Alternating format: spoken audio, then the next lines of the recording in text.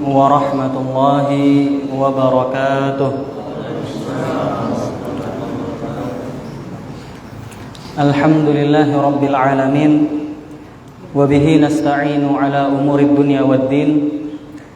Wassalatu wassalamu ala mab'uthi rahmatan lil alamin, nabiyyina Muhammadin wa ala alihi wa ashabihi ajma'in, wa man sara ala nahjihi ila yaumiddin. Amma ba'du, Allahumma inna nas'aluka ilman nafi'an, Allahumma 'allimna ma yanfa'una wanfa'na bima 'allamtana wa zidna ilman wa 'amala wa faqqihna fid din. Allahumma faqqihna fid din wa 'allimna at-ta'wil. Ikhwatal iman rahimani wa rahimakumullah.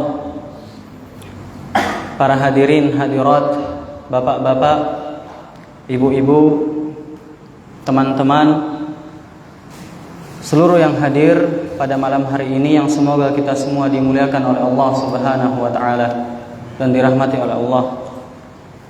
Pertama-tama tak lupa kita memanjatkan kalimat pujian dan syukur kita kepada Allah Subhanahu wa taala atas segala nikmat-nikmat yang telah Allah limpahkan kepada kita semua.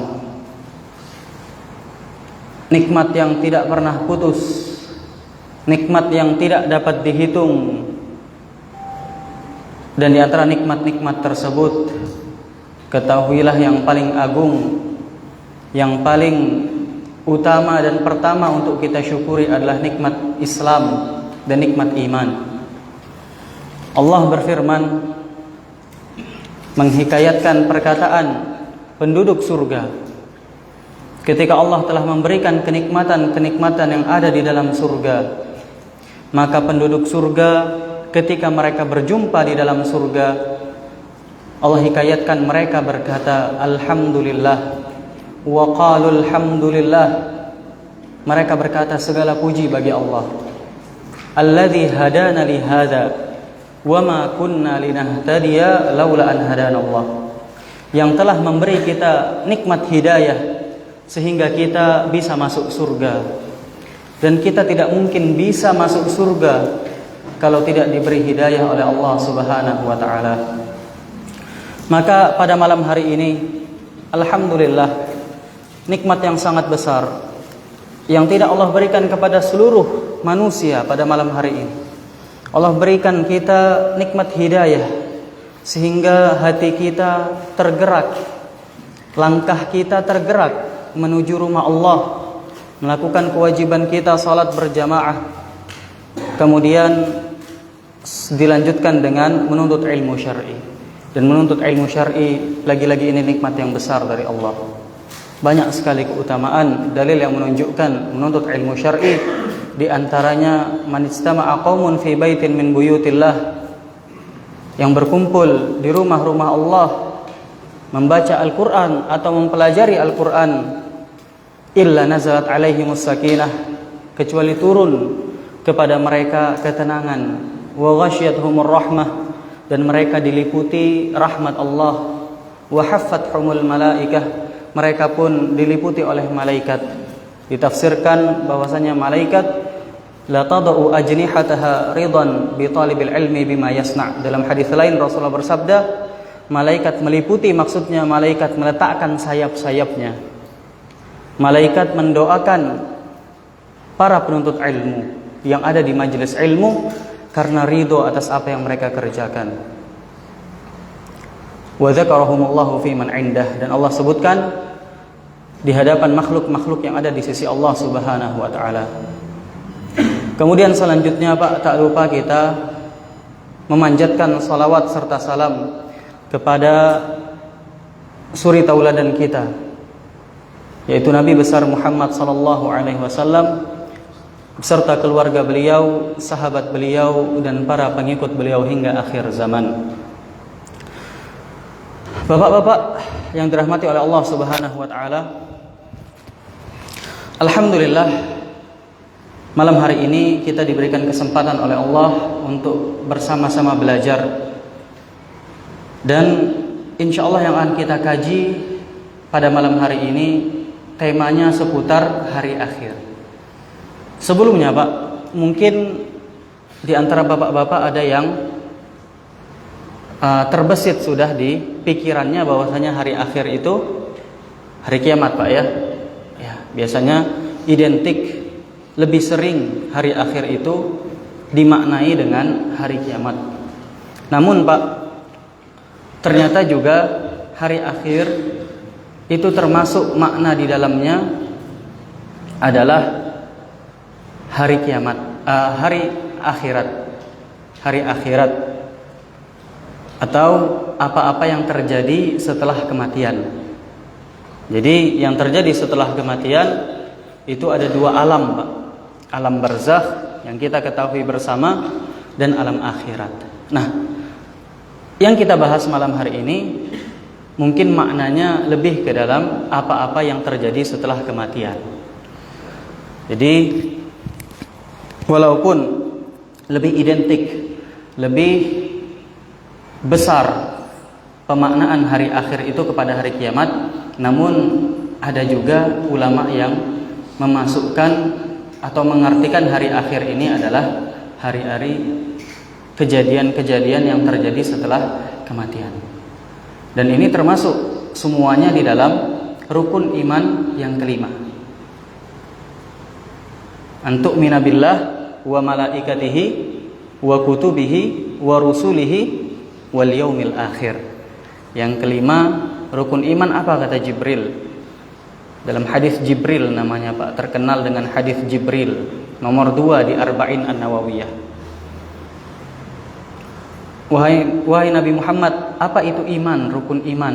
Maka kata Rasulullah, beriman kepada Allah dan malaikat-malaikatnya dan kitab-kitabnya, rasul-rasulnya, wal yaumil akhir, dan hari akhir. Nah, hari akhir ini masuk ke dalamnya hari kiamat. Kemudian apa yang terjadi setelah itu? Setelah itu, dan termasuk yang terjadi setelah kematian, alam barzah juga masuk Pak. Ini semua masuk ke makna hari akhir. Taib itu sebagai permulaan. Dan insya Allah kitab yang ana bawakan, ana jadikan rujukan untuk membahas hari akhir ini adalah kitab Al-Iman Bima Ba'dal Maut namanya. Itu kitab yang dikarang oleh Syekh Ahmad bin Muhammad ibn Salih An-Najjar. Ana rasa kita cukupkan dengan satu rujukan ini insya Allah, karena alhamdulillah kami dulu langsung mengkaji menghatamkan kitab ini kepada dosen kami, Al-Ustadz Dr. Muhammad Nur Ihsan hafizahullah. Alhamdulillah, jadi ana merasa bangga bisa menyampaikan ilmu yang ana dapatkan dari beliau kepada para jamaah sekalian. Nah, itu sebagai permulaan Pak ya. Maka di dalam muqaddimah beliau mengatakan, sungguhnya di antara hikmah Allah Subhanahu wa taala, Allah menjadikan kehidupan setelah kehidupan dunia, yang mana setelah kehidupan dunia tersebut Allah akan menghisab makhluk-makhluk Allah atas apa yang mereka kerjakan sebelum mereka mati. Dan Allah jadikan kehidupan ini termasuk dalam hal gaib yang Allah uji hamba-hambanya untuk mengimani hal gaib tersebut. Nah, inilah Pak, di antara hikmah Allah Subhanahu wa taala, Allah jadikan setelah kehidupan dunia ini ada kehidupan, ada kejadian yang mana di situ akan dihisab. Maka ingatlah Pak, bahwasannya kita hidup di sini ada tujuan. Ada tujuan di sini. Allah berfirman, "Afahasibtum annama khalaqnakum abatha wa annakum ilaina la turja'un?" Apakah kalian mengira bahwasannya kami menciptakan kalian abatha, sia-sia, tidak ada tujuannya, dan kalian tidak akan dikembalikan kepada kami? Allah berfirman demikian Pak. Maka ketahuilah bahwasannya kehidupan di dunia ini ada tujuannya. Kalau kita tanya Pak kepada siapa saja di dunia ini yang dia melakukan hobinya misalnya Pak ya, yang hobi kuliner, tanyakan kepada dia. Setelah dia puas kuliner, dia sudah makan makanan lokal, interlokal, sudah semua, taruhlah Pak. Tanyakan kepada dia, kamu sudah puas? Sudah, kata dia. Apakah untuk ini kamu diciptakan? Dia akan berpikir, tidak, bukan untuk ini dia diciptakan. Yang hobinya jalan-jalan, taruhlah setelah dia jalan-jalan mengelilingi negara kita sampai ke luar negeri, setelah itu dia capek juga, dia hanya mendapatkan kenikmatan yang semu. Tanyakan, apakah untuk ini kita diciptakan? Tidak Pak, dia akan berpikir, bukan untuk ini kita diciptakan. Maka Allah berfirman, wa ma khalaqtul jinna wal insa illa liya'budun. Sungguhnya tidaklah kami ciptakan jin dan manusia kecuali untuk beribadah kepadaku. Allah berfirman, kecuali untuk beribadah kepadaku. Maka di dalam kehidupan dunia ini kita memiliki tujuan hidup. Warattaba ala hadzal iman al-ujur al-'azimah, dan Allah menetapkan bagi siapapun yang mengimani hal gaib ini, mengimani apa yang akan terjadi setelah kematian ini, setelah kehidupan dunia ini, minar rizqil wasi', itu rizki yang dilapangkan, keamanan di dalam negeri, masuk ke dalam rahmat Allah Subhanahu wa taala dan yang lainnya. Kalau kita perhatikan Pak, ini ibadah Pak. Perhatikan, kita harus yakin dulu bahwasanya ini ibadah, mengimani hal gaib. Hal gaib di antaranya rukun-rukun iman ini semuanya hal gaib Pak. Di antaranya beriman kepada hari akhir, di antaranya beriman kepada apa yang terjadi setelah kematian. Nah, ini semua ibadah Pak. Allah berfirman dalam awal Al-Quran, Alif Lam Mim, Dzalikal kitabu la raiba fih. Al-Quran ini hudan lil muttaqin, hidayah untuk orang yang bertakwa. Siapa orang yang bertakwa Pak? Alladzina yu'minuna bil ghaib. Langsung Allah katakan, yaitu orang-orang yang beriman kepada hal gaib. Hal gaib yang Allah kabarkan. Di antaranya rukun-rukun iman ini semua hal gaib Pak. Dan di antaranya adalah mengimani apa yang terjadi setelah kematian. Ini ibadah Pak. Ketahuilah, yang pertama ini ibadah. Kemudian Allah memberikan pahala yang besar dari beriman kepada hal gaib tersebut.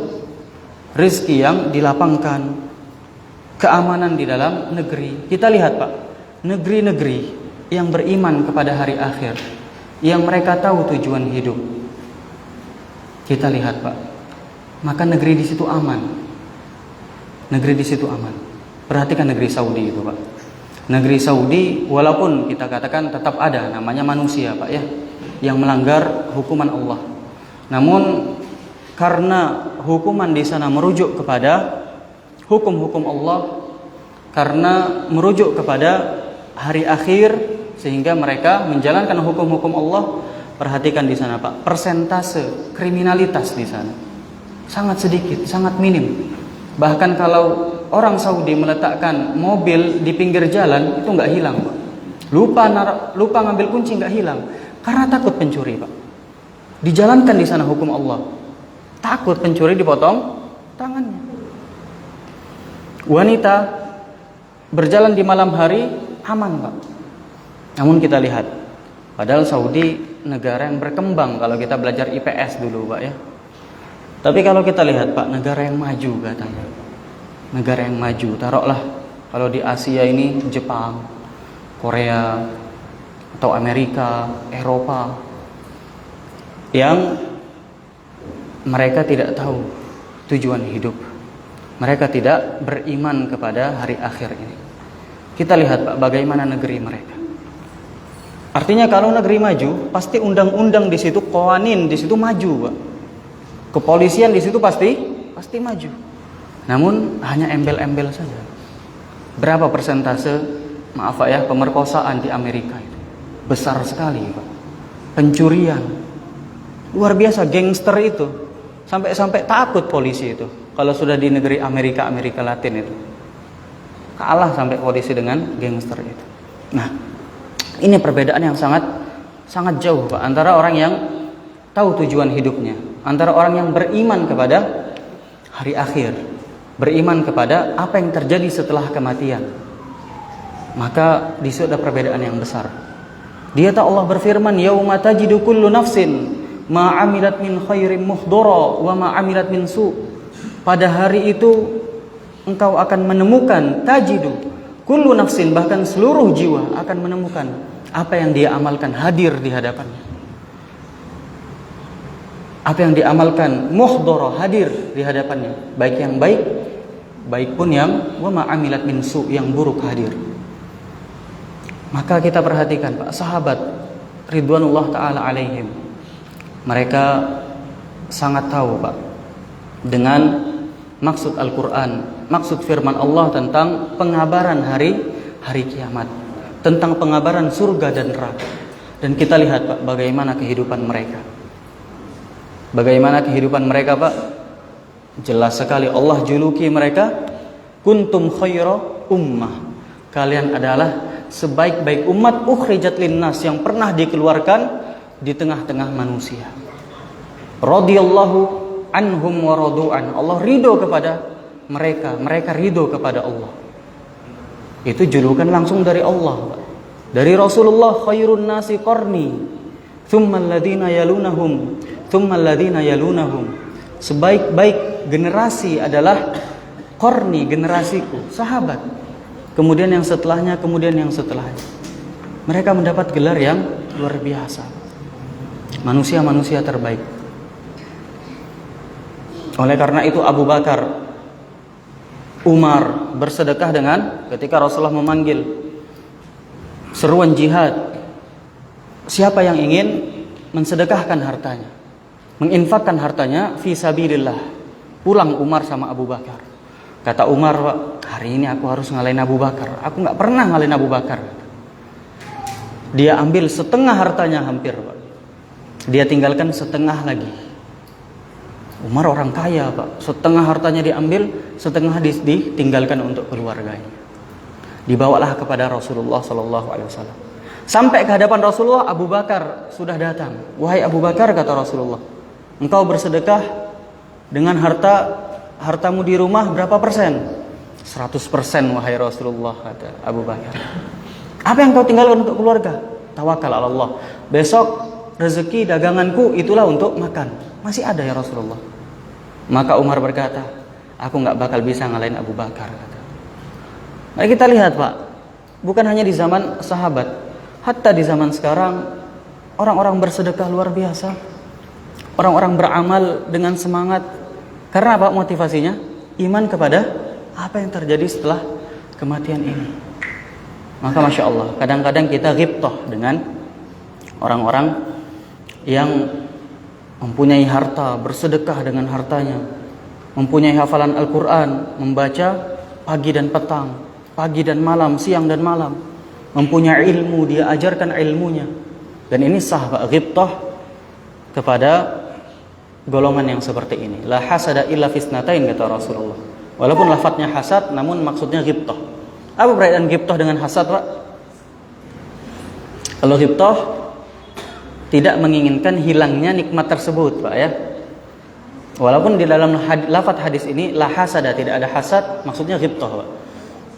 Kecuali pada dua golongan.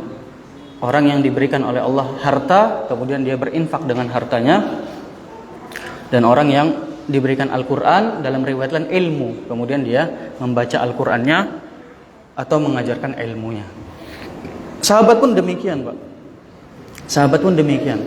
Bapak pernah dengar hadis dalam hadis Arba'in nomor 25 Pak ya. Zahaba ahlud dusur bil ujur. Sahabat ini ghibtah Pak, ghabatu ahlud dusur. Mereka merasa kalah dalam persaingan amal. Fastabiqul khairat, berlomba-lombalah kata Allah dalam kebaikan. Mereka merasa kalah nih dengan orang-orang yang punya harta. Maka mereka berkata, wahai Rasulullah, zahaba ahlud dusur bil ujur. Orang-orang yang punya harta datang pergi dengan hartanya mendapat amalan yang banyak, ujur. Mereka sholat, kami juga sholat. Puasa, kami juga puasa, tapi mereka bersedekah dengan hartanya. Nah ini Pak, ini sahabat sangat ghibtah, sangat faham dengan firman Allah, fastabiqul khairat, berlomba-lombalah dalam kebaikan. Maka di sini kita lihat Pak, bagaimana kepribadian, pembentukan kepribadian orang yang beriman kepada hari akhir, beriman kepada kematian, alam barzah, beriman kepada hari akhir. Beda. Adapun orang-orang yang tidak pernah merasakan, tidak pernah tahu tujuan hidup, tidak pernah tahu apa itu hari akhirat, maka mereka Allah katakan waqalu in hiya illa hayatuna dunya namutu wa nahya wa ma yuhlikuna illa dahr. Mereka berkata, hidup ini hanya sekali. Nah, sering kita dengar itu Pak ya. Hati-hati, ini syubhat Pak. Allah sudah katakan ini, in hiya illa hayatuna dunya, hidup ini hanya sekali, di dunia inilah. Disinilah kita mati dan hidup. Tidak ada yang mematikan kita kecuali ya sudah pergulingan masa, ad-dahr. Maka kita lihat Pak, kalau orang-orang yang seperti ini, kikirnya minta ampun Pak. Jangankan sedekah masjid Pak, kikirnya minta ampun, diminta sedikit aja nggak bakal ngasih Pak. Perhatikan, orang-orang Yahudi Allah sifati Pak ya, la tajidannahum ahrasan nasi ala hayatin wa minal ladina asyraku. Orang-orang Yahudi itu, kalau engkau melihat, mereka itu orang yang paling rakus dengan kehidupan dunia. Sifati orang Yahudi Pak.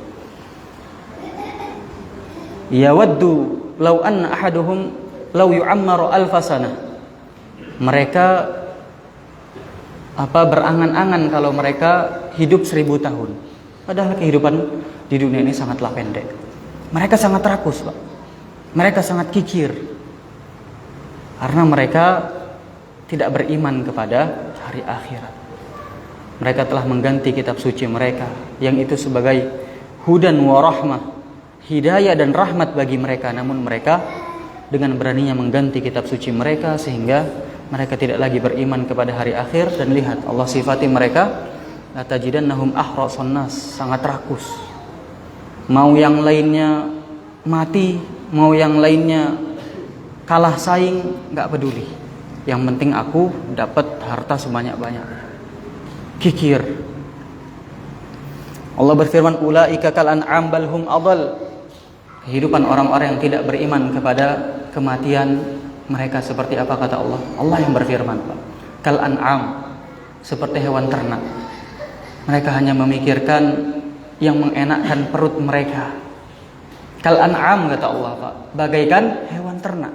Balhum adall, bahkan mereka lebih sesat dari hewan ternak itu.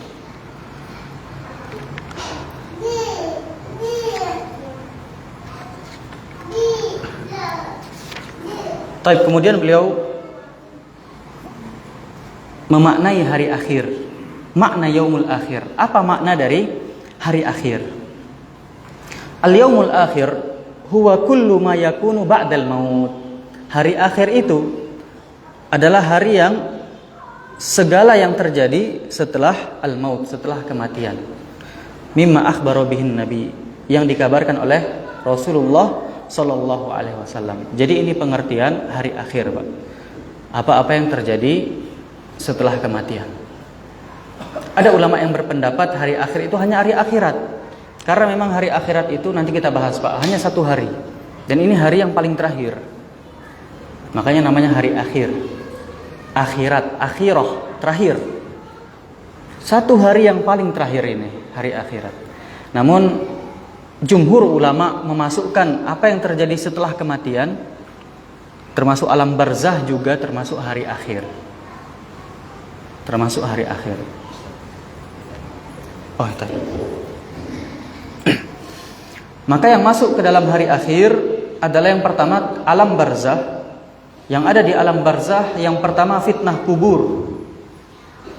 Totalnya ada 13, Pak ya. Kalau mau dicatat, anak pelan-pelan. Fitnah kubur. Yang kedua, azab kubur dan nikmat kubur. Ini yang terjadi kejadian yang terjadi di alam barzah.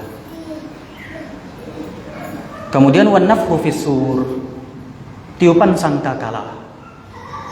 Nah, ini pemisah antara alam barzah dan alam akhirat. Kemudian al-ba'tsu, hari kebangkitan. Ini mulai alam akhirat. Wal hasyru, kemudian penggiringan.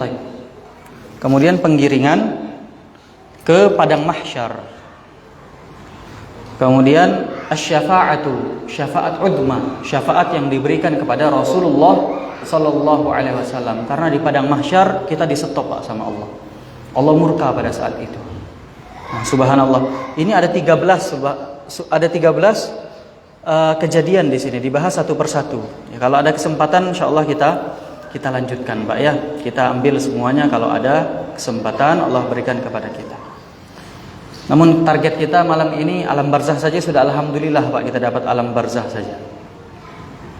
Kemudian setelah syafaat uzma adalah nasyrus suhuf, pembagian catatan amalan. Kemudian setelah itu yang keberapa Pak? 1, 2, 3, 4, 5, 6, 7, 8. Al-hisab, itu dialog antara Allah dan hamba-hambanya. Allah tanyakan semua yang dikerjakan oleh hamba-hambanya. Kemudian baru al-waznu. Yang keberapa Pak? 8 ya, timbangan amal. Baru yang ke-9 al-haudu, telaga Rasulullah sallallahu alaihi wasallam. Perhatikan Pak di sini. Ini berkaitan sekali dengan amalan yang sesuai dengan tuntunan Rasulullah. Orang-orang yang mengamalkan, yang merubah syariat Rasulullah, atau mengamalkan, mengajarkan ajaran yang baru yang belum pernah diajarkan Rasulullah, ini Rasulullah usir dari telaga beliau Pak. Nggak boleh masuk. Maka hati-hati Pak. Dalam hadis arba'in nomor 5 Pak, yang diriwayatkan oleh Aisyah, amalan yang tidak ada ajaran dari kami fahuwa raddun, maka itu tertolak. Man amila amalan laisa alaihi amruna fahuwa raddun. Maka di sini kita lihat Pak, sahabat radhiyallahu taala anhum, mereka punya julukan dari Allah dan Rasulnya Pak. Mereka adalah sebaik-baik umat. Maka kata para ulama, kaidahnya mudah saja Pak. Lau kana khairan lasabaquna ilaih. Kalau memang sebuah amal itu baik, pasti sahabat sudah mendahului kita mengamalkannya Pak. Itu saja kaidah kita. Perhatikan Abu Bakar Al-Muzani, beliau seorang tabi'in senior.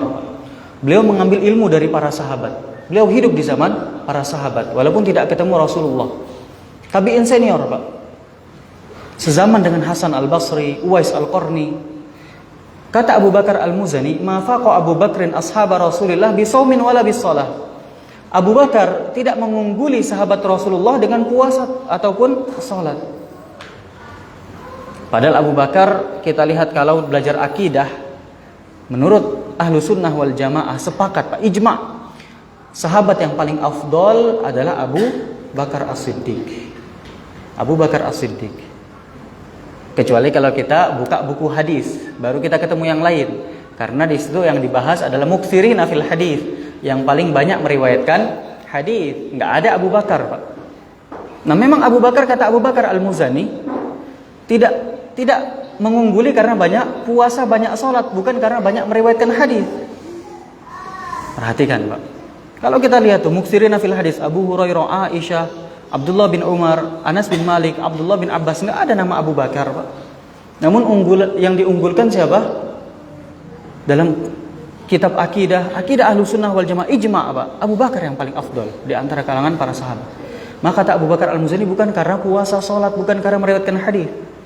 Karena pada zaman itu Pak, yang banyak puasa, banyak sholat hampir semuanya. Rata-rata hampir banyak puasa dan banyak sholat. Walakin bisyai'in kana fi qalbi, akan tetapi dengan sesuatu yang ada di hatinya. Allati kana fi qalbihi hubbullah wa nushu li khalqihi, yaitu cinta kepada Allah dan nasihat untuk makhluk Allah Subhanahu wa taala. Dengan cintanya as-siddiq, dengan kejujurannya, imannya kepada Rasulullah, dengan itulah Abu Bakar menjadi sahabat yang paling unggul di antara yang lainnya. Maka bayangkan Pak, sahabat itu luar biasa lah Pak. Semangat ibadahnya jangan ditanya lagi. Kata Abu Bakar Al-Muzani, banyak mereka puasa dan sholatnya banyak. Maka laukana khairan lasabaquna ilaih. Kalau memang kebaikan, pasti para sahabat telah mendahului kita mengamalkan itu. Kita mengamalkan yang wajib aja banyak yang bolong Pak. Janganlah mengamalkan yang lain kemudian kita jadikan ibadah yang baru, jangan Pak. Baik. Yang selanjutnya setelah al-haud adalah as-sirat. Yang keberapa ini Pak? 10 ya. As-sirat. Yang ke-10 jembatan. Jembatan yang luar biasa, sangat tipis Pak ya. Dalam hadis diriwayatkan sangat tipis, lebih tipis dari rambut, bahkan rambut dibelah 7, dan lebih tajam daripada pisau. Bagaimana itu Pak? Nanti kita kalau ada kesempatan kita pelajari dengan detail Pak. Ada bab-babnya sendiri. Yang selanjutnya al-qantarah. Al-qantarah ini juga jembatan Pak. Jisrun mustaqil, juga jembatan. Namun ulama berbeda pendapat apakah dia ujungnya sirat, ujungnya as-sirat tadi, atau dia jembatan sendiri setelah as-sirat. Untuk apa Pak al-qantarah? Kita bahas sedikit saja biar jelas. Karena al-qantarah ini jarang terdengar Pak. Jadi ketika sudah melewati sirat, saking adilnya Allah, maha adilnya Allah, maka Allah tidak izinkan dulu manusia masuk surga Pak, kecuali sebelum mereka sudah dibersihkan. Sebelum mereka dibersihkan, mereka di-stop dulu di qantarah tadi. Entah itu di ujung sirat atau di jembatan tersendiri. Agar apa Pak? Agar kalau masih ada saudaranya yang belum ikhlas, ada kezaliman yang masih ingin dituntut-tuntut pada saat itu, tahan dari surga sama Allah. Saking adilnya Allah, sehingga nggak ada lagi di dalam surga itu yang namanya ghil, penyakit hati itu nggak ada lagi Pak. Udah legowo semua masuk surga. Padahal Pak, di dalam surga Allah berfirman, wa naza'na ma fi sudurihim min ghil. Kami cabut dari hati penduduk ahli surga ghil, penyakit hati. Kami cabut Pak. Namun sebelum Allah cabut, sudah Allah bersihkan dulu itu. Jadi kalau memang masih ada kezaliman di di yaumul hisab, hari pembalasan, Allah balas dulu. Kalau nggak bisa ngasih amalan, ambil dosa saudaramu yang pernah kau zalimi. Kalau masih ada lagi tersisa Pak, di qantarah, jangan dulu masuk surga, dicuci lagi sama Allah. Saking Allah maha adilnya Pak, sehingga ahlu surga itu masuk surga benar-benar dengan nikmat yang luar biasa, tanpa mendapatkan nikmat yang besar. Dan tidak ada lagi namanya hasad. Mungkin kalau bapak-bapak sekarang merasa Pak, kalau bapak sudah dapat nikmat, namun tetangga rumahnya lebih besar Pak, Masya Allah, ada rasa hasad di situ Pak. Masih ada rasa iri. Mobil kita sudah besar, Masya Allah, mobil dia harganya lebih mahal. Masih ada rasa hasad. Nggak nikmat jadinya Pak, nikmat kita.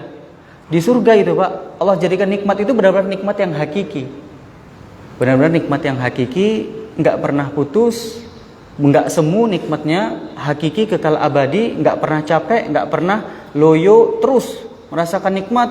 Setelah mengerjakan merasakan nikmat, setelah makan nggak kenyang Pak, tetap makan lagi. Jadi makan itu hanya bernikmat-nikmatan, tidak ada kenyang. Kalau kita kenyang, pindah ke kesengsaraan. Kalau kekenyangan Pak, pindah ke kesengsaraan berarti.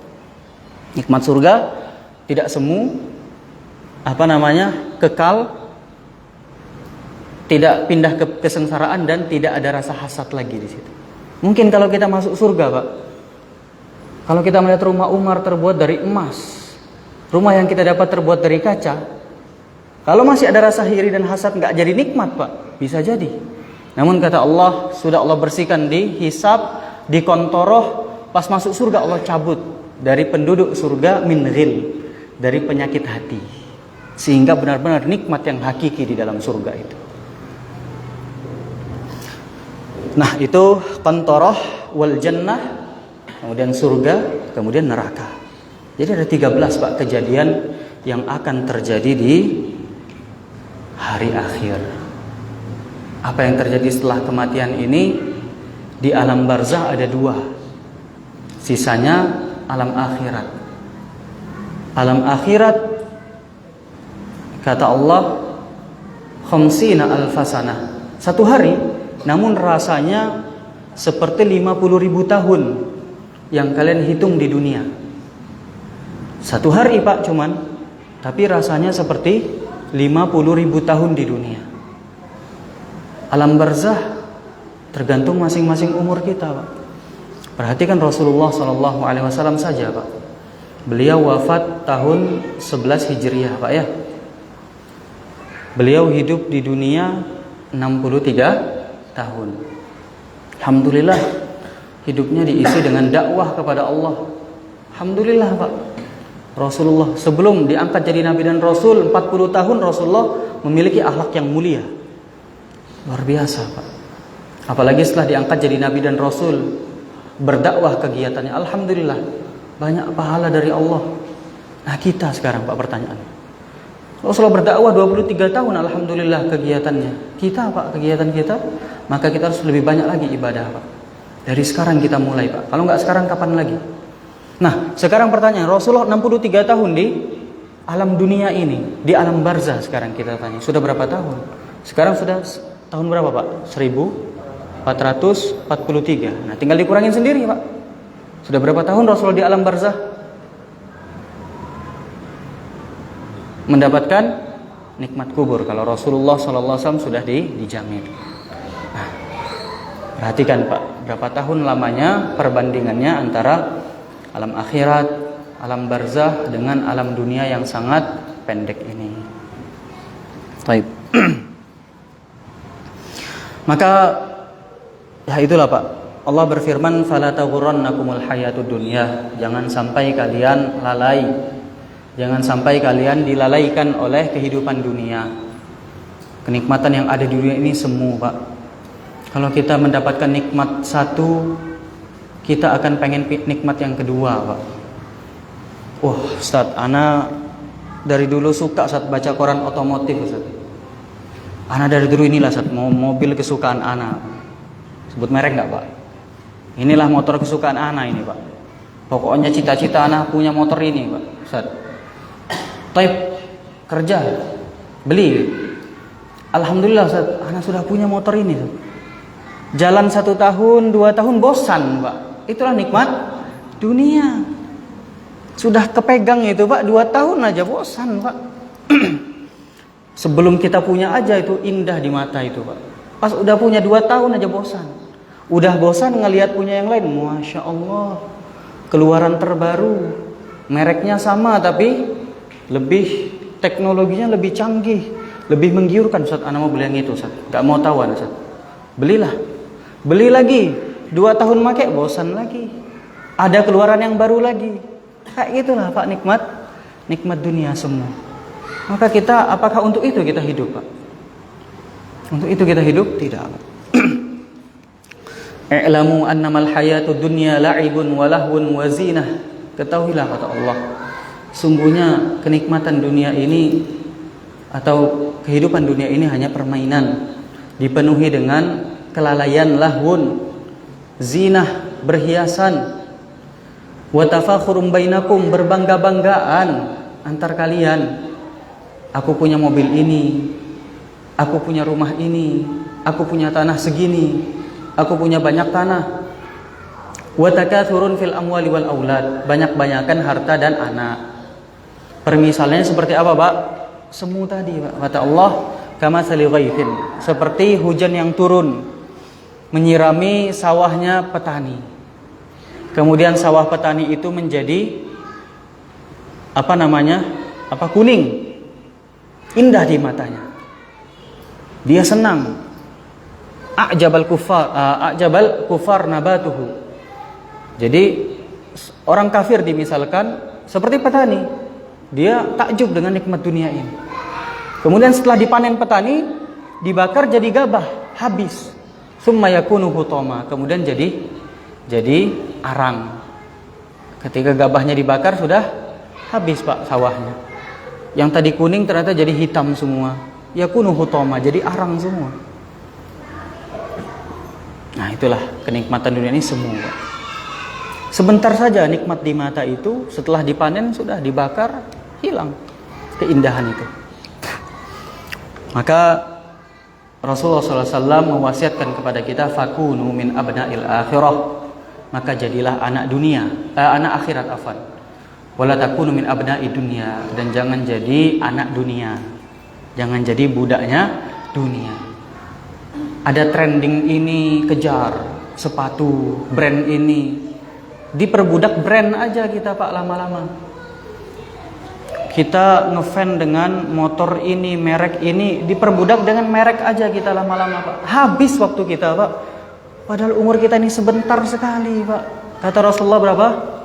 60 ila 70, 60 sampai 70. Mau kita Pak diperbudak oleh brand aja, hanya ganti-ganti gonta, ganti nabung, gonta, ganti gonta. Enggak, bukan untuk itu Pak kita hidup. Enggak untuk disibukkan untuk itu. Ya, sampai ada di medsos itu apa? Kerja sewajarnya aja. Kalau kamu mati, bosmu tinggal nyari karyawan baru. Gitu kan Pak? Nggak bingung dia. Nah, kamu yang bingung di akhirat nanti. Kamu kerja berangan-angan, ngejar angan-angan, nggak dapat juga. Yang rugi siapa? Kita sendiri. Bos kita nggak bakal rugi, kita mati walaupun kita orang semangat. Ada orang-orang yang lebih semangat lagi dari kita Pak. Nah, itulah. Nah, kata Rasulullah, wala takunu min abda'i dunya, jangan jadi anak dunia. Fa innal yauma amalun wala hisab. Karena pada hari ini memang hanya ada amal, kata Rasulullah. Wala hisab, tidak ada hisab. Memang ada hukum, ada hakim, ada, namun terkadang hukumnya tidak adil. Di dunia ini kadang kita sekali dua kali melanggar peraturan negara, lolos, nggak ketahuan polisi. Ya karena memang di dunia ini nggak ada hisab, kata Rasulullah. Fa innal yauma, hari ini amalun, hanya beramal memang. Wala hisab, hakikatnya nggak ada hisab. Terserah kamu beramal. Kalau ketahuan aja dihisab, ditangkap masuk penjara. Sekali, dua kali, tiga kali mencuri nggak ketahuan, yang keempat baru di penjara. Itu pun banyak permainan misalnya. Wal'iyadu billah. Memang nggak ada hisab di dunia ini. Wa ghadan hisabun wala amal, kata Rasulullah. Dan besok akan ada masanya hanya ada hisab dan tidak ada amal lagi. Ya, itulah Pak. Orang-orang kufar, orang-orang yang tadi tidak tahu tujuan hidup ini, mereka hanya tinggal bisa meratapi nasib Pak. Mereka hanya bisa meratapi nasib. Rubama yawaddul ladzina kafaru law kanu muslimin. Pada saat itu orang-orang kafir yawaddu, mereka berangan-angan agar mereka dulu adalah orang muslim. Hatta idza jaa ahadumul maut qala rabbirji'un. Mereka ketika sudah mati, mereka berkata apa di kuburan? Rabbirji'uni. Setelah melihat fitnah kubur, pertanyaan munkar dan nakir, setelah itu ada nikmat dan azab tadi kita bahas. Setelah melihat azab untuk orang kafir ini, mereka hanya bisa berkata Rabbirji'un. Ya Allah, kembalikan aku ke dunia. Ya Allah, kembalikan aku ke dunia. Hanya itulah Pak. Nah, inilah, jangan jadi orang yang tertipu dengan dunia ini. La'alli a'malu sholihan. Itulah Pak, harapannya la'alli a'malu sholihan, agar aku kembali ke dunia bisa beramal soleh. Maka Allah jawab apa Pak? Langsung Allah jawab Pak, kalla, tidak bisa lagi ya Pak. Innaha kalimatun hiya qailuha. Allah tegaskan Pak, kalla itu kalimat yang Allah ucapkan, Allah yang ngomong. Qailuha, fa'ilnya yang ngomongnya adalah Allah. Mau apa lagi kalian? Gak bisa kalian kembali. Wa min waraihim barzakhun ila yaumin yub'atsun. Sudah rasakan apa yang ada di alam barzah. Taib. Wa summiya bil yaumil akhir li'annahu akhiru yaumin. Dinamakan hari akhir karena itu hari yang paling terakhir. La yauma ba'dahu siwa. Tidak ada hari lagi setelahnya. Ustaz, bagaimana Ustaz? Rasanya seperti 50.000 tahun tadi katanya. Kok hanya 1 hari, nggak ada hari lagi setelahnya? Karena Pak, pada hari ini tidak ada lagi yang namanya matahari. Karena dalam bahasa Arab, al-yaum, hari itu, indal Arab, dinamakan 1 hari itu karena didahului oleh siang dan malam. Ada pergantian siang dan malam, ada terbitnya matahari dan terbenamnya matahari. Ketika mulai hari kebangkitan itu sudah tidak ada lagi matahari. Tidak lagi terbitnya matahari dan terbenamnya matahari. Sampai nanti di surga, Pak. Namun rasanya seperti 50.000 tahun. Iya. Bagaimana mereka bisa tahu rasanya seperti berpindah hari? Di situ hanya ada nurul abad, Pak. Ada cahaya yang abadi di situ. Namun bisa mengetahui perubahan hari, seolah-olah perubahan hari itu dari ditutupnya pintu-pintu surga. Itu ketika sudah masuk surga atau neraka. Kemudian dengan ditutupnya hijab Allah. Ditutupnya hijab Allah sehingga tidak lagi cahaya dari arasy. Nah, itu rasa seakan-akan berpindah hari, seakan-akan malam. Namun hakikatnya tidak ada hari lagi pergantian sejak di hari kebangkitan. Nanti kita bahas lebih detail, Pak, ya. Jadi intinya itu dulu, Pak. Hari menurut bahasa Arab, al-yaum, hari menurut bahasa Arab itu harus dinamakan hari harus dengan malamnya. Sebelumnya ada malam, ada siang. Maka kalau tidak didahului oleh malam atau siang, tidak ada matahari yang terbenam atau terbit, maka tidak dinamakan hari. Baik. Dan nama-nama hari kiamat atau hari akhir ini bermacam-macam, Pak. Tanawwa'at asma'uhu. Dinamakan yaumul qiyamah, yaumuddin, yaumut tanat, yaumul khuruj. Beliau hanya menyebutkan beberapa di sini. Yaumut taghabun, al-waqi'ah, al-haqah, al-qari'ah, at-tamatul kubra, as-sakhah. Banyak sekali, Pak, namanya.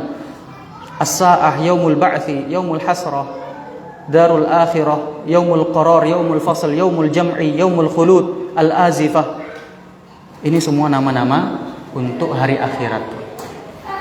Nah, yang penting kita ketahui hada tanawwu' wal kathrah, kata beliau, banyaknya nama ini, macam-macam nama ini di dalam Al-Qur'an. Allah perbanyak nama-nama ini, yadullu ala idhamihi wa ahammiyatihi, menunjukkan betapa agungnya hari itu dan betapa pentingnya hari itu.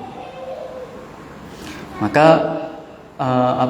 ini di antara cara dari Allah untuk menunjukkan pentingnya hari tersebut. Seperti misalnya sumpah. Ketika Allah bersumpah dengan makhluknya, itu menunjukkan agungnya makhluk tersebut. Wal asr, demi masa. Pentingnya waktu. Waktu adalah modal kita beramal. Waktu kita nggak banyak di dunia ini. Maka Allah bersumpah dengan wal asr. Atau misalnya ad-dinun nasihah. Cara Rasulullah menunjukkan betapa pentingnya sebuah ibadah. Al-hajju arafah. Haji itu arafah. Agama itu nasihat. Maksudnya bukan haji itu rukunnya hanya arafah. Nggak ada, Pak. Rukunnya banyak haji itu. Namun betapa pentingnya rukun arafah dalam haji. Kalau nggak arafah udah batal haji itu. Kayak gitu, Pak. Betapa pentingnya arafah itu. Nah, ini cara dari Rasulullah untuk menunjukkan betapa pentingnya. Ad-dinun nasihat. Agama ini nasihat. Bukan ibadah dalam agama ini hanya nasihat. Namun Rasulullah ingin menunjukkan betapa pentingnya nasihat dalam agama ini. Bayangkan, Pak, berapa banyak orang yang lalai, orang yang tenggelam dalam maksiat karena nasihat, tenggelam dalam maksiat karena nasihat dia kembali kepada Allah. Karena nasihat dia ingat lagi kepada Allah Subhanahu wa ta'ala. Maka ini juga Allah menyebutkan macam-macam nama, banyaknya nama untuk hari akhirat ini menunjukkan pentingnya hari akhirat. Maka yang lebih penting lagi, hariyun, patut, layak bagi seorang muslim untuk mengetahui tafasil yaumal qiyamah. Tafsil, penjelasan, penjabaran yang terjadi setelah yaumil akhir, yaitu setelah kematian, hari akhir. Penjelasannya secara detailnya, satu persatu harus diketahui. Agar apa, Pak? Hatta yasta'idda lidzalikal yaum. Agar dia bersiap-siap untuk hari tersebut. Hari itu yang lebih kekal, Pak. Setelah nanti dimasukkan oleh Allah terakhir setelah hari kiamat tadi Pak, yang berapa lamanya? 50.000 tahun. Setelah sebelumnya alam barzah yang subhanallah panjang sekali. Rasulullah sudah 1.300-an tahun di dalam alam barzah. Setelah itu apa Pak? Surga dan neraka ini kekal abadi. Allah panggil nanti, ya ahlan nar, ya ahlal jannah, wahai penduduk surga, wahai penduduk neraka. Ata'rifuna hada, kalian tahu enggak ini apa? Allah sembelih, Allah perintahkan malaikat menyembelih kambing domba yang gemuk, disembelih. Mereka jawab semua, kami tahu ya Allah, itu adalah al-maut, itu adalah kematian. Kami tahu persis itu di dunia dahulu. Itu namanya kematian. Keluarnya ruh dari jasad ini namanya kematian, kata mereka. Maka kata Allah, ya ahlal jannah khuludun fala mauta, wahai ahli surga, mulai sekarang khulud selama-lamanya, tidak ada lagi kematian. Aku hapus kematian. Wa ya ahlan nar, wahai penduduk neraka, khuludun fala mauta, mulai hari ini kekal selama-lamanya, aku hapus kematian, enggak ada lagi fala mauta, enggak ada lagi kematian.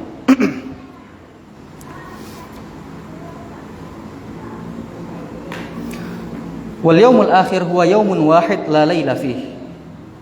Beliau tekankan lagi, hari akhir ini hari yang hanya satu hari, tidak ada malam di dalamnya. Tidak ada malam di dalamnya. Adapun firman Allah, lahum rizquhum fiha bukratan wa ashiya. Bagi penduduk surga, rizki mereka akan diberikan pagi dan petang. Kata beliau, ini tidak bertentangan. Hadis ini, la yasma'una fiha lagwan illa salama. Penduduk surga tidak akan mendengarkan sesuatu yang melalaikan, dan mereka akan mendapatkan rizki mereka pagi dan petang. Nah, ini kata beliau, fi misli, seakan-akan waktu pagi dan petang. Lianna la anna hunaka lailan aw naharan, tidak menunjukkan bahwasanya pada hari akhirat ada malam dan siang, namun mereka mengetahui perubahan hari itu seakan-akan seperti masuk ke siang atau malam. Mereka mengetahui dari cahaya, adwa'in wa anwar. Mereka mengetahui perjalanan waktu seakan-akan perubahnya waktu dari cahaya. Kata Imam Qurtubi, mereka mengetahui seakan-akan masuk malam dengan irkha'il hijab, dengan Allah tutup hijab Allah, maka enggak ada lagi cahaya dari arasy, seakan-akan itu waktu malam.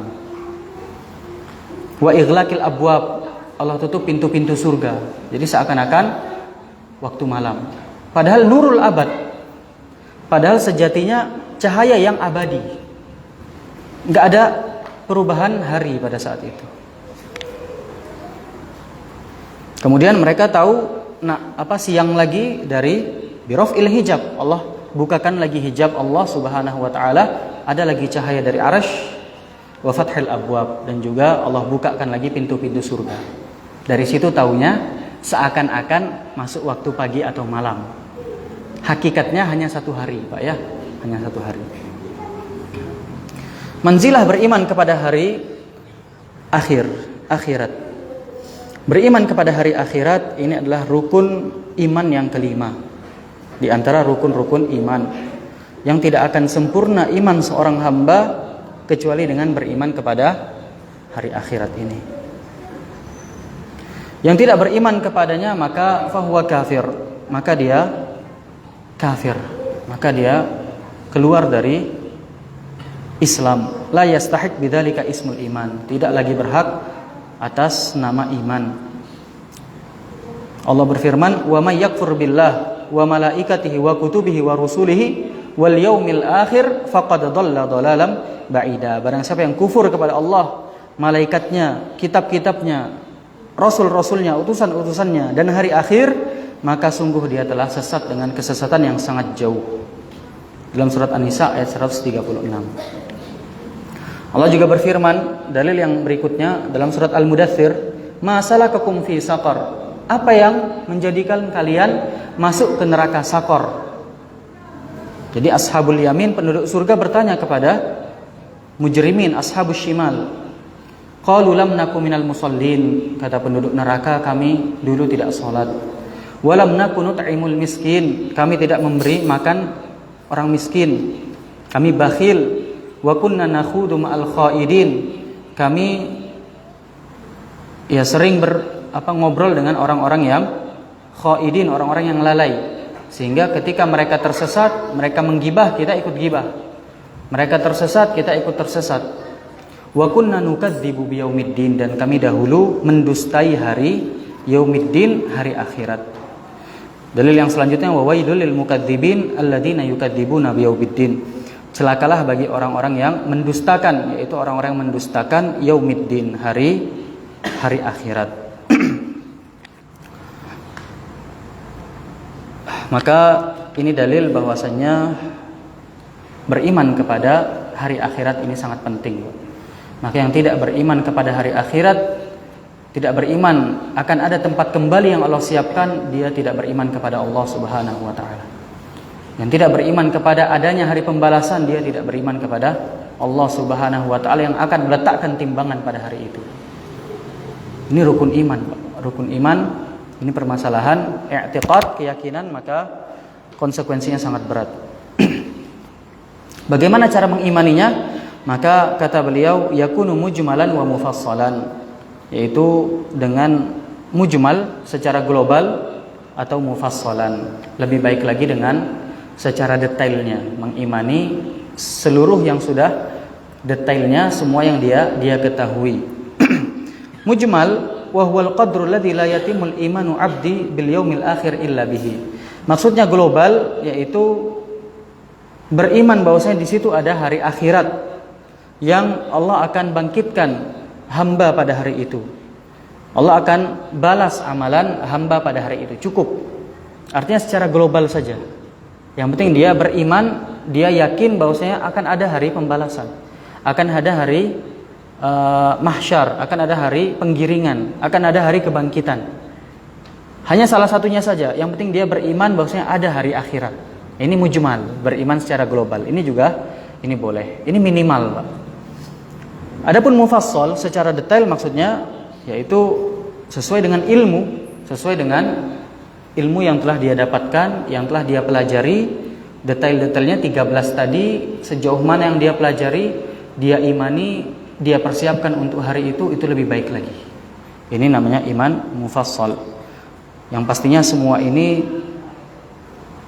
dari sumbernya dari Al-Quran dan As-Sunnah.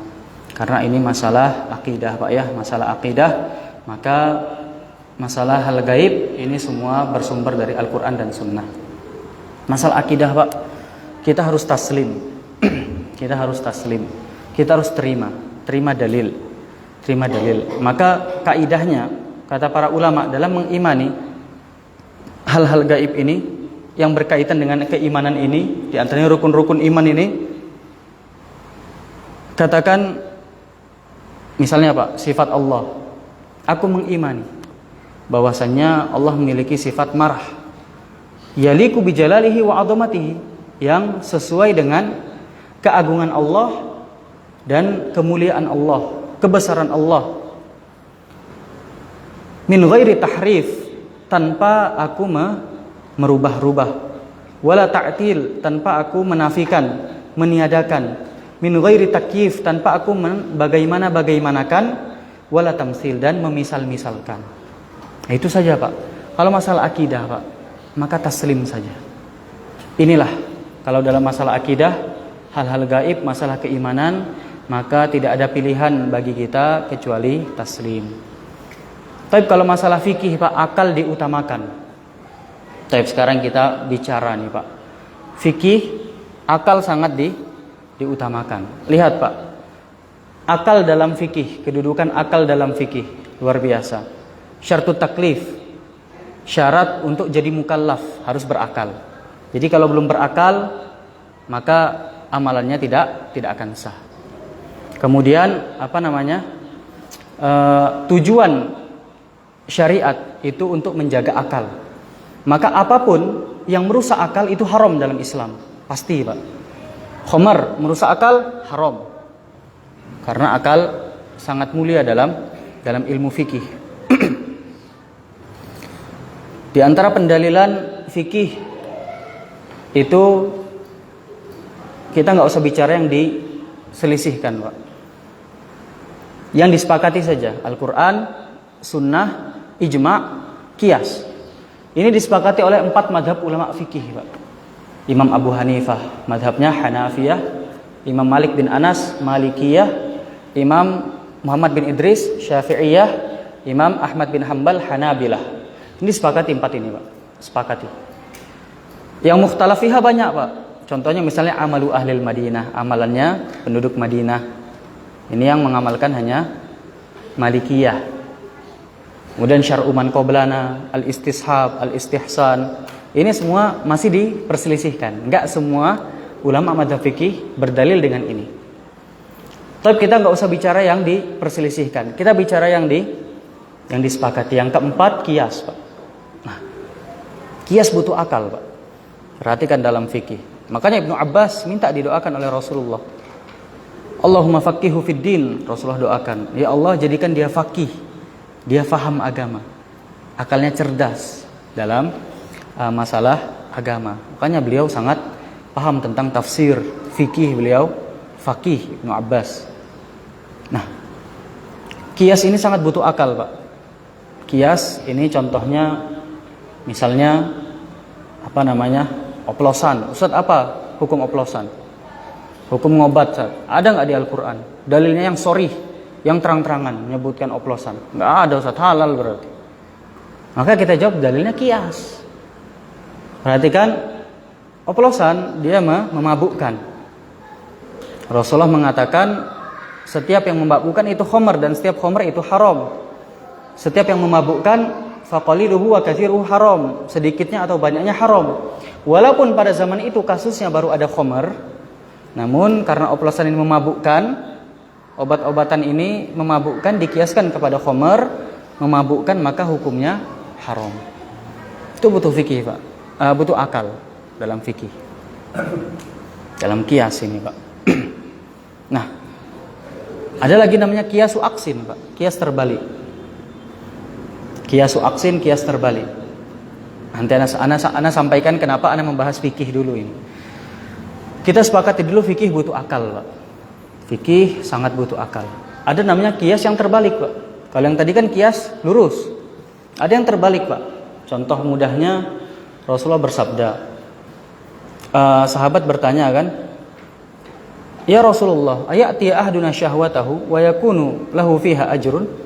Apakah seseorang mendatangkan syahwatnya, dengan syahwatnya dapat pahala? Maka kata Rasulullah, "Ara'aita law wada'a fil haram akana alaihi wizrun?" Tidakkah kalian mengetahui kalau kalian letakkan syahwat itu pada yang haram, kalian dapat dosa? Iya, kata sahabat. Enggak usah dijawab, udah pasti sahabat tahu. Wa kadzalika kata Rasulullah, sebaliknya, law wada'a fil halal kana alaihi ajrun.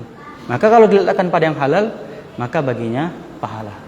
Nah, sekarang ana ingin bertanya, Pak, biar Bapak lebih sepakat lagi dengan ana kalau fikih itu butuh akal.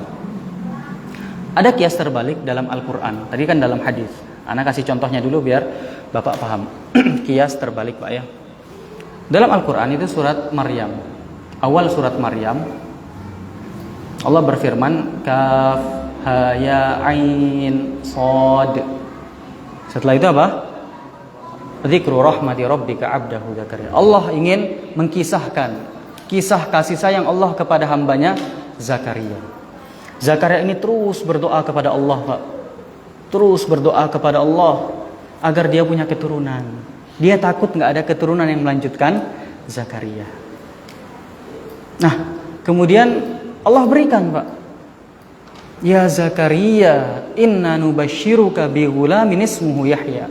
Lewat perantara malaikat Allah kabarkan, kami berikan engkau kabar gembira wahai Zakaria, seorang anak yang kau tunggu-tunggu bernama Yahya. Belum ada yang punya nama Yahya sebelum ini. Maka Zakaria bilang gini, Pak. Qala rabbi anna yakunu li ghulam. Ya Allah, bagaimana aku bisa dapat anak? Wa kanat imraati aqiran, padahal istriku mandul, wa qad balagtu minal kibari itiya, dan aku sudah tua renta. Nah, Zakaria bertanya seperti itu, Pak. Maka Allah jawab dengan qiyasu aksin. Kata Allah, Zakaria, kamu enggak percaya. Maka kata Allah, qala ayatuka alla tukalliman nas salasa layalin sawiya. Wahai Zakaria, engkau besok 3 hari enggak bisa ngomong. Di mana letak qiyasu aksinnya, Pak? Qiyas terbaliknya. Ayo. Ini hanya biar kita sepakat dulu, Pak. Fikih butuh akal. Di mana, Pak? Kalau tadi kan, wahai Rasulullah, bagaimana syahwat dapat pahala? Kalau diletakkan yang haram dapat dosa, kalau diletakkan yang halal dapat pahala. Sekarang, ya silakan, Pak.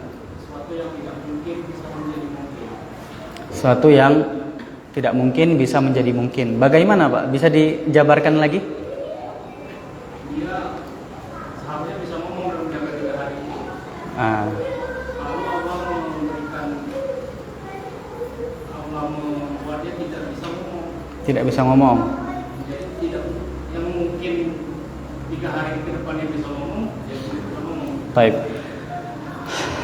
Ya, betul jawabannya betul. Namun anak perinci lagi, Pak ya. Jadi Zakaria nanya, ya Allah, bagaimana aku bisa punya anak? Barakallahu fiik. Siapa namanya, Pak? Minas Solihin. Dipanggil? Minas, bukan Soleh. Minas. Barakallahu fiik, Pak Minas ya. Nah, jadi Zakaria nanya, ya Allah, bagaimana aku bisa punya anak? Istriku mandul, aku sudah tua. Allah jawab, engkau besok tidak bisa ngomong 3 hari. Jadi Allah ingin menunjukkan, Zakaria nanya, ya Allah, gimana aku punya anak? Istriku mandul, aku sudah tua. Artinya aku nggak punya komponen, nggak punya fasilitas, nggak punya alat untuk punya anak. Maka Allah jawab dengan qiyasu aksin, qiyas terbalik. Zakaria, kamu besok nggak bisa ngomong 3 hari. Zakaria sebaliknya punya komponen untuk ngomong, punya lidah, punya pita suara, nggak sakit tenggorokan. Besok nggak keluar suara Zakaria.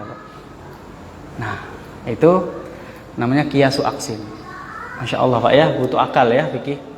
Satu lagi lah, Masya Allah, Pak Minas sudah berhasil menjawab. Satu lagi, Pak, dalam surat Yasin Allah berfirman, Pak, ketika itu orang kafir,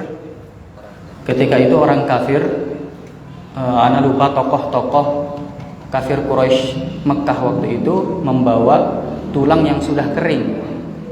Tulang yang sudah kering, sudah dibakar, sudah ditumbuk, sudah dibakar, diginikan ke hadapan Rasulullah. Wahai Muhammad, kalau benar dakwahmu, maka tunjukkan siapa yang bisa menghidupkan lagi tulang belulang yang sudah kering ini. Kalau benar dakwahmu akan ada hari kebangkitan nih, siapa lagi yang bisa bangkitkan ini, hidupkan kembali tulang yang sudah jadi abu ini? Ditantang seperti itu Rasulullah. Maka Allah jawab, Pak. Allah jawab, "Qul yuhyiha alladzi anshaha awwala marrah wa huwa bikulli khalqin alim." Katakan Muhammad, yang akan menghidupkannya adalah yang menciptakannya pertama sekali. Dan dia adalah zat yang maha mengetahui tentang makhluk-makhluknya.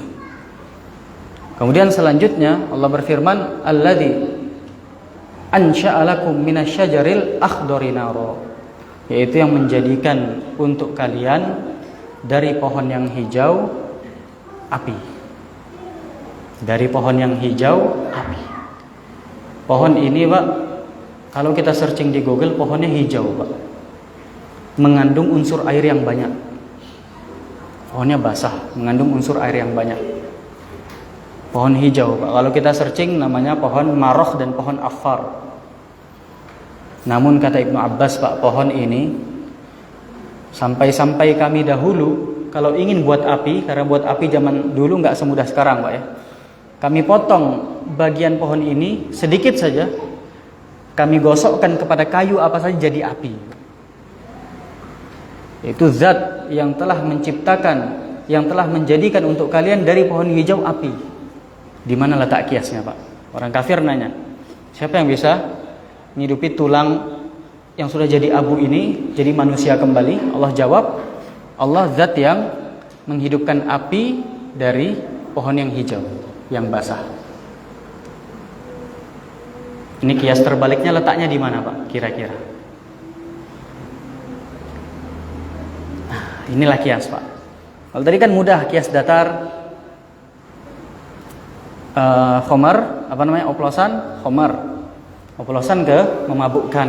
Keluarlah hukum dari istidlal, dari dalil-dalil yang diolah, yang dipelajari, keluarlah hukum haram. Baik, Pak Minas lagi. Karena biasanya api itu dari ranting yang kering. Ranting yang kering. Letak kias terbaliknya di mana? Ini yang api saya itu dari basah. Kemudian di tulang dan manusia? Belum ya? Ya betul. Itu betul sekali, kering dan basah letaknya di situ. Kalau tadi komponen untuk punya anak sama komponen bisa ngomong ya. Ini kering dan basah, betul Pak Minas. Barakallahu fikum. Jadi mereka nanya, siapa lagi nih Muhammad yang bisa menghidupkan tulang yang sudah ditumbuk, dibakar, sudah kering kayak gini? Jadi manusia basah, Pak. Manusia ini kan kandungan airnya berapa persen? Hampir 80% Pak ya, atau lebih. Makhluk yang sangat basah. Dari yang sudah kering jadi abu sudah dibakar. Nah, begitu juga Allah yang yang akan menghidupkannya kembali. Allah jadikan dari pohon yang sangat basah api itu sangat kering, Pak ya. Nah, ini Ana hanya ingin mengatakan bahwasanya fikih ini butuh akal. Namun perhatikan, Pak. Dalam masalah fikih masih ada, Pak. Dalam masalah fikih masih ada yang akal kita nggak sampai ke situ. Contohnya ketika kita mengusap sepatu. Yang diusap mana, Pak? Atasnya. Padahal yang menyentuh tanah itu mana? Bawahnya. Kalau kita pikir, Pak, nggak nyampe-nyampe gitu, Pak. Kok bisa gitu? Kenapa harus atasnya yang diusap? Cukup. Seperti itu, Pak. Maka kata Ali, "Lau kana dinu birra'i", kalau agama pakai akal, lakana asfalul khuffi aula bil mashi. Bawahnya sepatu lebih utama untuk diusap. Begitu pula ketika misalnya kita hadas kecil, di antara hadas kecil itu kentut, Pak ya, keluar angin misalnya. Ketika kita keluar angin, maka kita hadas kecil bersucinya dengan apa, Pak? Berwudu, Pak ya. Berwudu. Kalau hadas besar baru dengan mandi junub. Nah, kita lihat, Pak, kalau kita habis buang angin, anginnya kan keluar dari dubur. Namun yang dicuci mana, Pak? Hidung lagi, mulut lagi. Emang keluarnya dari mulut? Enggak kan, Pak? Tapi kenapa gitu loh? Sampai ke kaki nggak dibasuh itu dubur, lubang dubur. Itu nggak nyampe akal kita, Pak. Makanya Umar tuh sampai berkata ketika menyium Hajar Aswad, beliau hanya ittiba, beliau tahu. Inilah a'lamu annaka hajar, kata Umar. Aku tahu batu, kamu itu hanya batu. Laula anni ra'aitu Rasulullah yuqabbiluka ma qabbaltuka. Kalau aku enggak melihat Rasulullah mencium engkau, aku enggak bakal nyium engkau. Umar katakan seperti itu di hadapan Hajar Aswad, Pak. Karena memang beliau hanya mengikuti fi'lu Rasulillah. Karena hadis itu termasuk perkataan Rasulullah dan perbuatan Rasulullah. Itu dalil, maka Umar kerjakan juga. Nah, ini masalah fikih yang akal sangat tinggi kedudukannya. Maqasidus syariah, syartul taklif. Kemudian Ibnu Abbas sampai didoakan Rasulullah sehingga beliau menjadi faqih. Kias itu bagaimana pakai akalnya. Masih ada akal kita yang nggak sampai dalam masalah fikih. Apalagi masalah akidah, masalah ruh, masalah sifat-sifat Allah, masalah iman kepada takdir Allah. Maka nggak boleh takyif, nggak boleh tahrif, nggak boleh kita merubah-rubah firman Allah, mentakwilkan, wala ta'til, nggak boleh kita nafikan, wala takyif, wala tamsil. Tidak boleh bagaimana, tidak boleh tamsil, tidak boleh memisal-misalkan. Itu saja, Pak. Kalau masalah akidah kita cukup meyakini. Hati-hati, Pak, dalam masalah akidah ini kita taslim. Karena perhatikan, Pak, Mu'tazilah terbentuk karena apa? Karena Wasil bin Atha nggak mau ikut dengan Hasan al-Basri. Akhirnya kata Hasan, "I'tazala anna Wasilun." Wasil telah menyendiri dari kita, ngambek dia di pojokan masjid. Setelah itu dia sebarkan pemikirannya, yaitu dia nggak beriman dengan sifat-sifat Allah. Kemudian berkolaborasi dengan Amr bin Ubaid, gembongnya Qadariyah, cocok. Amr bin Ubaid nggak beriman dengan takdir-takdir Allah. Gembongnya kelompok sekte Islam yang sesat namanya Qadariyah. Maka mereka berdua menyebarkan ajaran ini dan berkembang sampai sekarang. Intinya ajaran mereka yang nggak sesuai dengan akal, dalil Al-Quran, Sunnah yang nggak sesuai dengan akal, dengan perasaan harus ditendang, harus ditakwil, harus didahulukan akal. Nah, sehingga perhatikan Pak, bagaimana berkembangnya pemikiran itu sekarang. Jadi berapa banyak dosanya Wasil sampai sekarang. Dia menyesatkan banyak manusia. Kalau memberikan hidayah satu orang, alhamdulillah, pahalanya besar. Lebih baik daripada unta merah. Berapa miliar itu sekarang nilainya. Nah sebaliknya kalau menyesatkan orang Pak, sampai sekarang itu pemikiran berkembang. Akal lebih utama, hawa nafsu lebih, perasaan lebih utama daripada, harus lebih diunggulkan daripada dalil. Akhirnya tersesat Pak, tersesat dan menyesatkan. Dhalun mudil. Tapi Pak, Anda perhatikan, kita sampai sini dulu. Kita belum bisa masuk ke hayat barzakhiyah, alam barzah.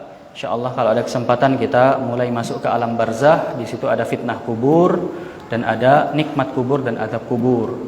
Selanjutnya baru masuk ke alam akhirat. Ada tiupan sangkakala, hari kebangkitan. Kita akan bahas kalau ada kesempatan dalil-dalilnya. Bagaimana masalah-masalah di dalamnya, perbedaan ulama di dalamnya.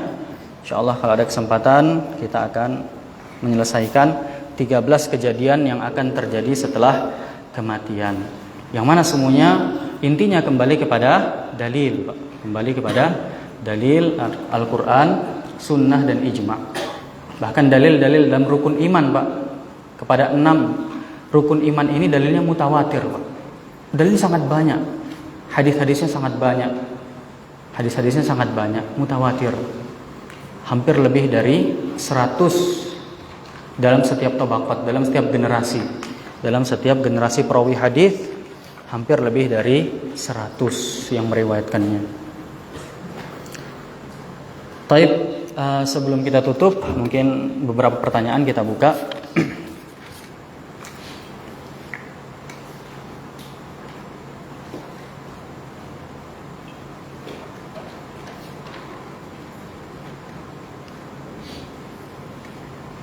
Silahkan Pak kalau ada yang bertanya.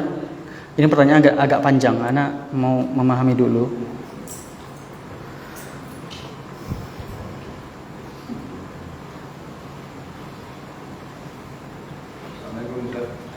Waalaikumsalam warahmatullahi wabarakatuh. Maaf ini di luar tema, tapi sangat dibutuhkan oleh orang. Hukum sholat berjamaah, ada yang mengatakan harus dibayar, dan juga yang mengatakan fardu ain, dan juga ada yang mengatakan sunat muakkad. Nah itu tolong jelaskan yang sebenarnya yang mana itu. Masya Allah. Barakallahu fikum. Banyak yang menyepelekan sholat berjamaah itu. Sahih Pak. Siapa namanya Pak? Ahmad. Pak Ahmad. Nama dipanggil Pak Ahmad. Ya, Atau Sobirin? ada yang sudah seperti Masya Allah. Baik, barakallahu fikum Pak Ahmad Sobirin. Ya, sebenarnya begini Pak. Ana bukannya mau mengecewakan Pak Ahmad ini. Karena ana ini dulu jurusannya hadis sebenarnya Pak. Dan ustadz-ustadz di sini luar biasa, jurusannya fikih semua. Jadi mungkin ketika Pak Ahmad bertanya kepada ana, harusnya ana tidak layak menjawabnya Pak. Karena ada yang lebih ahli dzikri lah, lebih pantas disebut ahli fikih di sini. Mungkin kalau di luar tema pembahasan akidah atau hadis mungkin ana jawab. Namun ana jawab semampu ana Pak Ahmad ya. Ada yang mengatakan fardu kifayah. Memang ini perbedaan antara para ulama, Pak. Kembali ke madhab fikih tadi. Karena ini permasalahan fikih. Kalau masalah fikih yang dibahas rukun Islam itu, Pak, kecuali syahadat yang pertama. Salat ya. Makanya kita akan kalau buka buku fikih mulai dari bab toharo, bersuci untuk melakukan ibadah. Kemudian salat, zakat, puasa, haji. Nah, ini dibahas di bab fikih. Maka ini kembali ke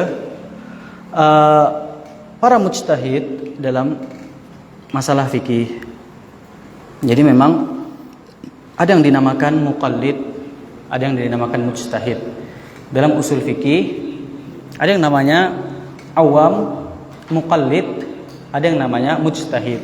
Bagaimana seorang bisa jadi mujtahid? Ya ketika dia sudah belajar, dia sudah mengumpulkan rukun-rukun ini.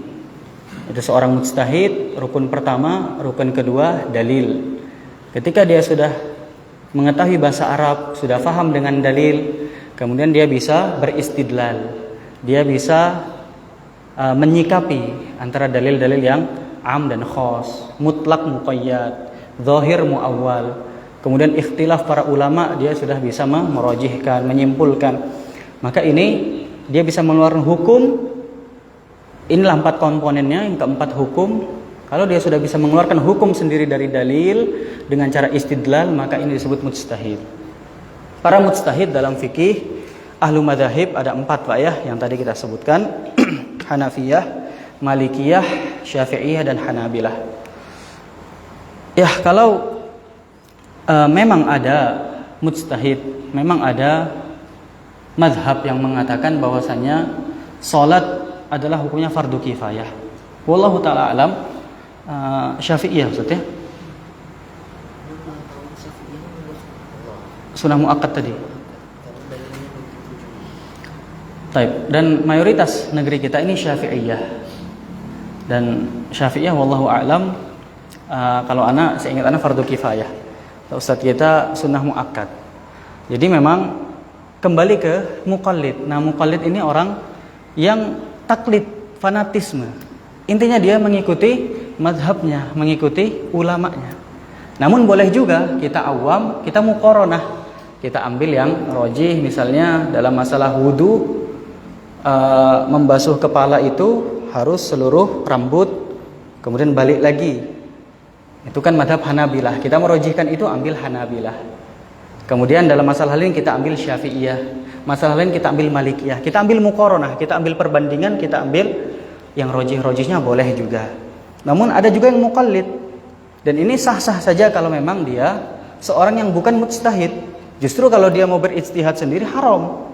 Maka dia bertaklid kepada madhabnya.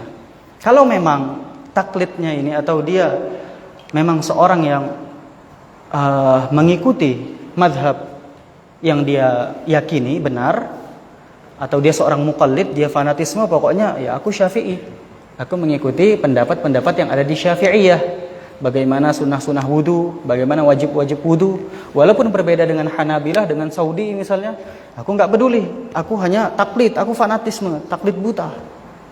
Ya ini juga ada memang penuntut ilmu yang seperti ini. Dan memang kalau memang didasari dengan mengikuti mazhab yang dia yakini benar, maka ini tidak mengapa. Namun saddidu wa qaribu.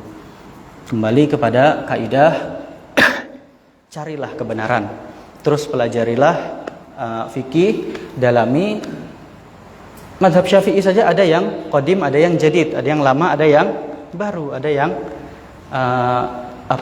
qaulun jadid, qaulun qadim. Ada pendapat yang lama, pendapat yang baru, beliau renovasi.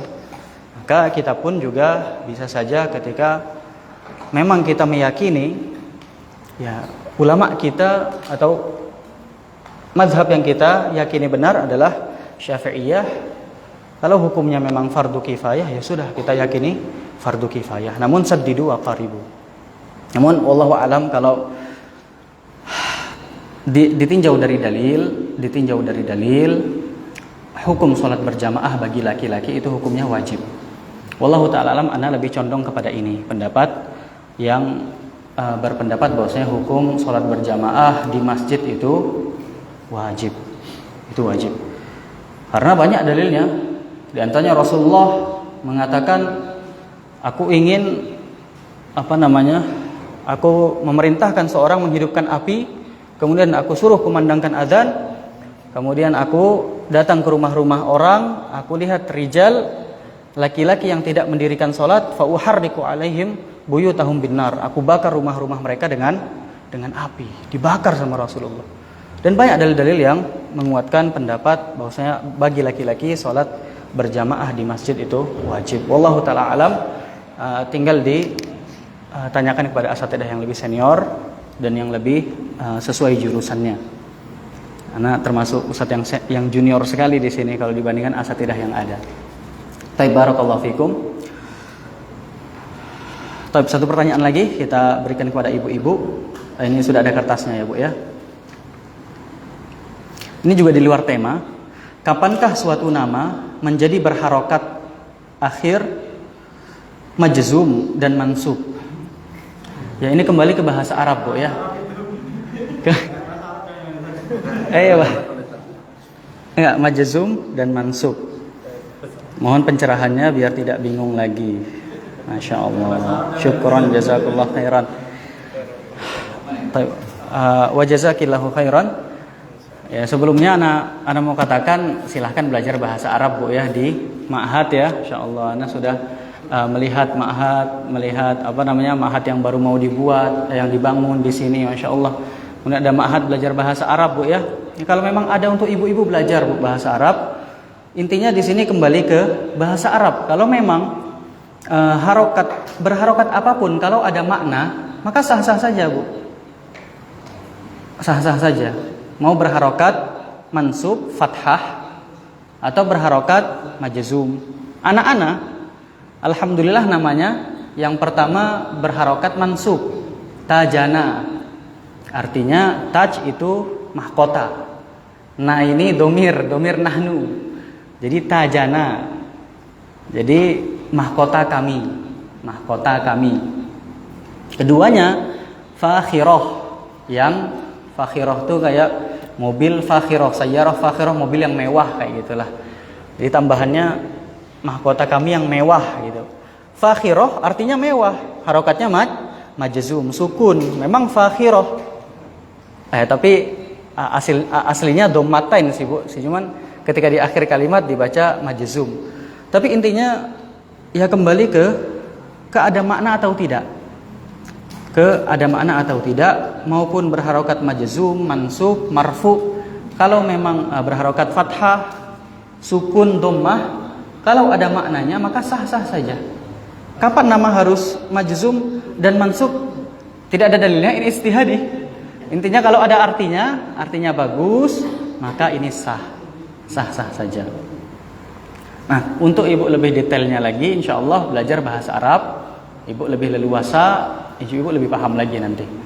Silahkan belajar di ma'had bahasa Arab. Taib. Masya Allah sudah jam 10 kurang Mbak ya. Kepada Allah ana minta ampun, kalau ada kesalahan ana mohon maaf. Subhanakallahumma bihamdik asyhadu an la ilaha illa anta astaghfiruka wa atubu ilaik. Assalamualaikum warahmatullahi wabarakatuh.